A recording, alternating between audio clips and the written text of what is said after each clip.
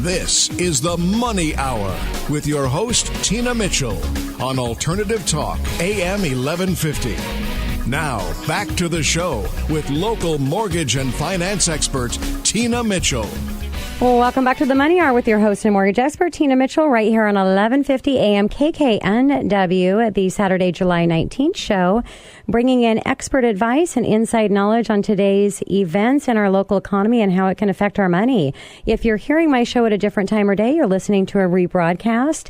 To talk with any of my guests that I have in studio, please pick up the phone, give the show a call at 1-855-400-1150. Again, that's 1-855-400-1150 or online at themoneyhour.com, and I can connect you with any of my guests. And right now in studio, I have Patrick Hayes and Shannon Dodge with Superior Slab Jacking. Thank you so much, you guys, for coming in. I'm sure my listeners are wondering what Superior Slab Jacking is, which we are going to talk about, but I wanted to thank both of you for coming in today. Well, thanks for having us, Tina. It's a pleasure to be here with you. Definitely. So let me give you a little background. Shannon is president of Superior Slab Jacking, which has been in business since 2004. And Patrick, her partner, is VP of Superior Slab Jacking, and he's a senior officer of the Building Industry of Washington, served as a director for the State Association for 8 years, and currently on the board of directors for the Master Builders Association of King and Snohomish County. And Shannon told me before we started the show, she loves our station here, and so it's really exciting to have her on my show. Shannon and Patrick have been business partners for over 20 years. So I'm sure after 20 years, it's kind of like a marriage. You guys got to know a lot about each other after 20 years, right? Yes. We probably know more about each other than we should. So let's go ahead and start out with what your company is all about and what you do. Well, slab jacking is a technique used to lift sunken concrete. We drill holes into a sunken slab and hydraulically, pump slurry into the slab, fill the void, and lift it back up to its original elevation. We work all around homes, residential homes mostly, front porches, walkways, garage floors. We lift them up. So, Shannon, how long has this been around for? Slab jacking has been around since the 1930s. It's been used, it started on highways, didn't it? Yeah, it's really common in the Midwest and the East Coast. They call it mud jacking back there, but it's a technique of raising the sunken concrete. But we call it slab jacking out here. Okay, and we're very environmental here. I mean, this is safe, right? Well, I am a certified grain professional, and yes, this is a very environmentally safe way of lifting your sunken concrete. It's more environmentally responsible than removing and replacing your existing concrete. Got it. So what type of materials do you use when slab jacking? We use a perk dirt type material mixed with Portland cement and water. We've had our mix tested by a geotechnical firm as being strong enough to support a 12-story building, so it's very stout material. And as a result, we guarantee our work against settling, against everything except for earthquakes, for as long as you own the property. Wow, anything that you can get, and it's actually a guarantee on it for that time frame. Owning a property, you can own a property for a long time. You can. That's great. What about polyurethane? We're not big fans of polyurethane. There are chemicals involved in polyurethane, which we don't think is very environmentally responsible. There also is not a guarantee offered with polyurethane. So, that's why we chose not to go that route. It makes sense. And how long should a listener, if they're doing this, how long should they expect for this to remain in place? Shannon? As long as they own their property, it should stay up. Okay. How long should they expect that the process takes? Most of the time, we're able to complete a job in one day. Okay. A lot of times it's, depending on the size of the job, obviously dictates how long it's going to take. We did sidewalks at Klahani as an example that was like 7 miles of walkways. That took us about a month. but in most cases, we're in and out the same day. And what about the holes? Or do they stay there? Do you see those? They're about 1 inch in diameter, and we do patch those. If it's aggregate concrete, we add rock to it so it blends nicely. You do see them for a period of time, but over time they blend with weather changes and season changes. They blend with your current concrete eventually. Okay. And I'm sure if somebody's thinking of this, the big question is, what does this cost, and how is it comparable to other solutions that they would have? Sure. Or how does it compare? It all depends, but I can tell you an example of a walkway I looked at the other day. It was a fairly good-sized walkway, and our bid was $950. When I was done, the owner told me that he had a bunch of volunteers. It was at a church. He had a bunch of volunteers, and they got together, and they decided that they could remove and replace that same section for $3,500. Wow. So we were considerably less expensive than what it would cost. That's more than considerably. The volunteers to do the work. Oh, my gosh. Yeah. So not all of the situations are going to be that dramatic, but usually there's a significant savings to raising the sunken concrete rather than removal and replacement. Yeah. So the best thing always is just get the bids and find out and compare it, and then you're making the right decision.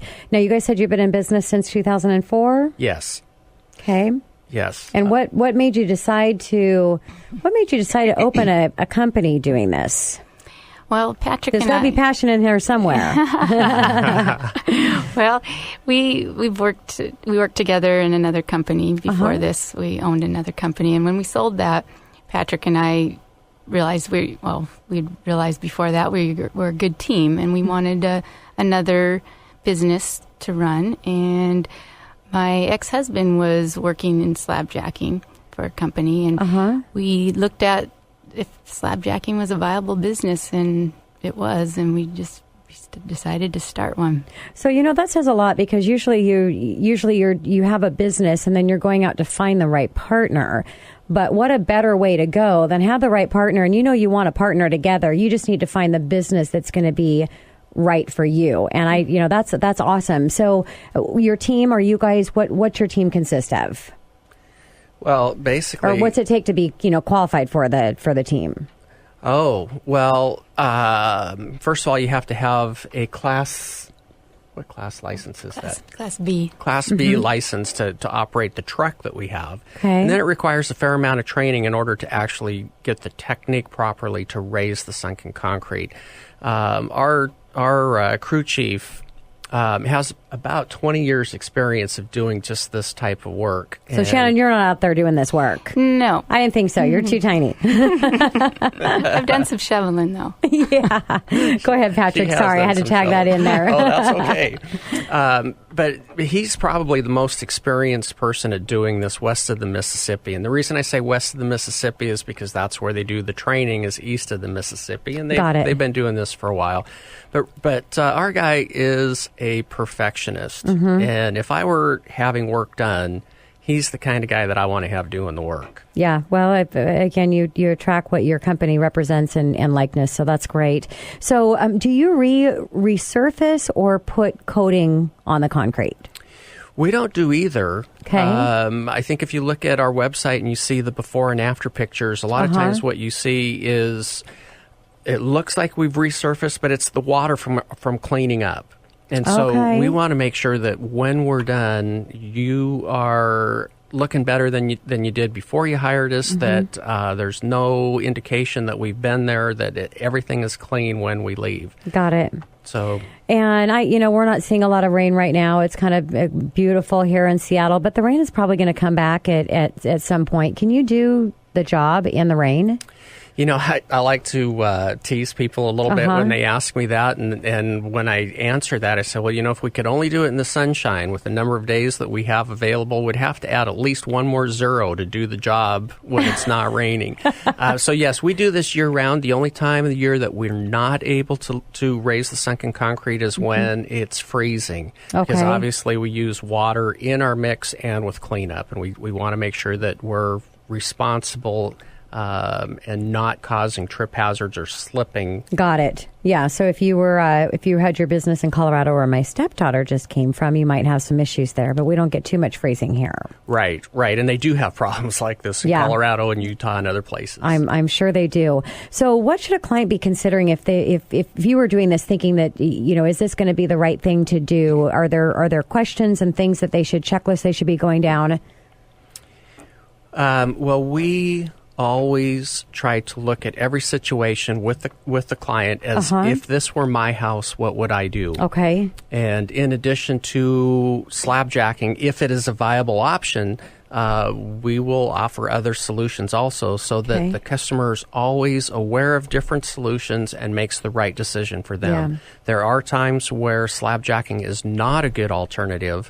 And in those situations, we're brutally honest. We tell people right up front, if it was my house, I would either ignore it, remove it and replace it, or resurface it. Got it. So give some examples of what type of jobs that you've been doing recently.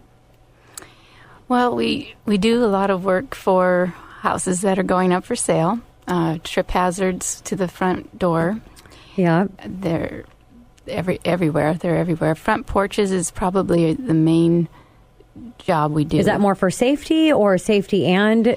The front porch it just looks bad. You'll see a big gap under the threshold. Okay. The steps are tilting forward, and it's the first thing you see when you're coming up to a house to buy. So that's our biggest thing that we fix. And so, a call to action, if you are thinking of selling your house, your home, you just heard from Tyler earlier today that, the curb appeal, it's important, and that first impression is huge. So something as simple as doing a job like this can make a huge impact on whether you're going to get the showings in your house at all.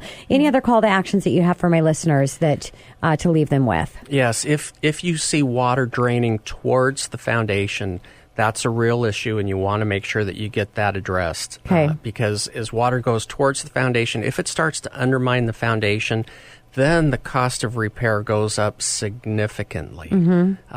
So averages of tens of thousands of dollars rather than hundreds or thousands of dollars. Wow. So make sure that you address that right away. What does it take for a consultation? Do you go to see them? Do they come into your office? Is there a fee associated to that? No fees. Free proposals. We come out and take a look at it and assess it, and we just call our office or email us on our website, and we'll get to them. Perfect. There are times where if the people live in farther out areas, we'll ask them to send us pictures and email us pictures.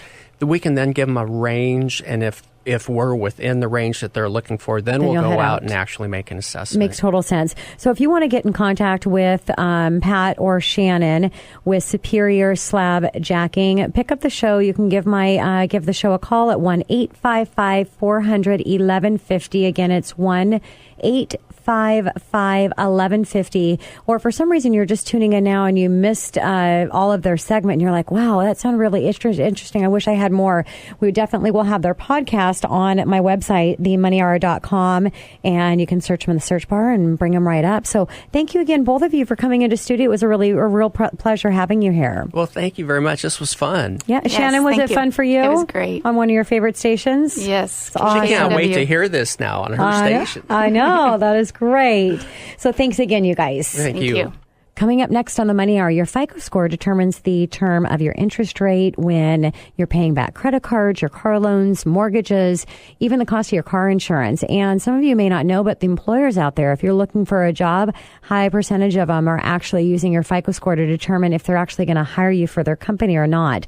So whatever you can do to improve that, it's going to make a huge impact on a lot of the things that you need throughout your life. And I'm going to give you, or I'm not going to give you, but my next guest is going to share some tips on what to do to increase your FICO score.